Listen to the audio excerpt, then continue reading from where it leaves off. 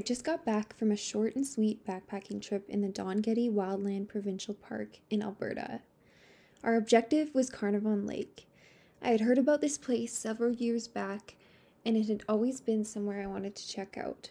Although in recent years, the lake seems to have shot up in popularity due to its picturesque turquoise blue waters. Some have dubbed it the most beautiful lake in Kananaskis. I was wary of this heading into the trip, nervous about the crowds, and anxious to see how the land had been treated since its rise in fame.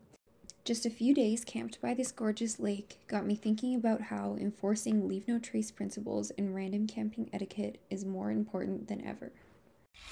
We are about to cross the river.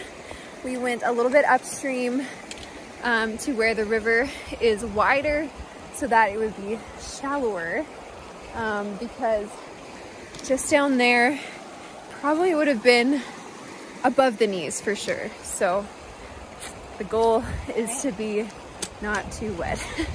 Okay, good luck. Adios. See you on the other side. Since Carnarvon is located on wildland, no reservations are required and random camping is allowed. So random camping is not the same thing as hiking into a designated backcountry campground, but instead hiking into a wildland park or a public land use zone means that there are no existing facilities. It's about an 11-kilometer trek from the Cat Creek parking lot off of Highway 40 in Kananaskis country. While most of the trail winds through thick brush, the last couple kilometers are full of excitement. There's a quick stretch over shale that takes you to a waterfall, and then the final section, which is the headwall leading up to the lake. Chains have been mounted on the scramble and make a huge difference when you've got a 30-pound pack on your back, but it was definitely much harder coming down this section than going up. And I can confirm the lake was incredible. The waters are reminiscent of some tropical paradise, but with not so tropical temperatures.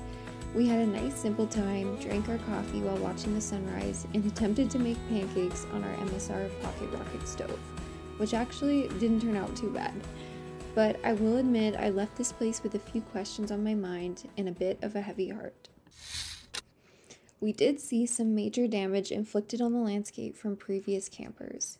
Campfire rings were built everywhere, with half-burnt trash left behind, trees had been cut, and we had an unfortunate run-in with someone's bathroom spot. And as the lake got busier when Friday afternoon rolled around, there was music playing, rock throwing, and just many groups not being considerate of others.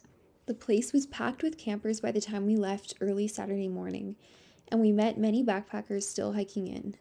It all got me thinking about how much more this place can handle if campers continue to treat this fragile area without care. It's hard not to be stunned by the beauty of the landscape when you're up there, and it only makes me all the more frustrated to see how others have treated this special wilderness area. So we did our best to leave our campsite better than we found it and packed out some Ziploc bags full of trash. While there may seem to be more freedom camping on wildland or public land use zones, the same responsible camping rules apply. If we don't make an effort to lessen our impact, random camping may be heavily restricted or prohibited in the future. Explorer has many articles on proper camping etiquette and backcountry behavior that serve as great resources and guidelines to follow. The backcountry is a special place, and we are fortunate to have so much wilderness to explore and recreate in here in Canada. But it's up to all of us to protect these places that play such a big part in our lives.